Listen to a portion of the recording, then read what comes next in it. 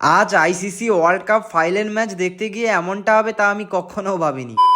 দেখো আর দুটো পরীক্ষা বাকি, কিন্তু ভাই আর যে দুটো পরীক্ষা আছে পুরো ভুলে গেছি। যাই হোক, এখন পরীক্ষার কথা বাদ দাও। তোমরা তো সবাই জানো আজকে ইন্ডিয়া আর নিউজিল্যান্ডের ফাইনাল ম্যাচ, তাই আড্ডা দিতে এসে খেলা দেখছিলাম। তাই সত্যি এক্সামে ফেল হয়ে গেলে যতটা না কষ্ট হতো, আর হাজার গুণ কষ্ট বেড়ে গেল বিরাট কোহলি আউট হয়ে যাওয়ার পরে। জীবনে অনেক কষ্ট পেয়েছি, নাহলে আর একটা কষ্ট পেয়ে গেলাম কি আছে কি। যাই হোক, লাস্ট পর্যন্ত ইন্ডিয়া জিতেই গেল। ভাই সেই আনন্দ হচ্ছে, যে দুঃখগুলো ছিল সবই চলে গেছে।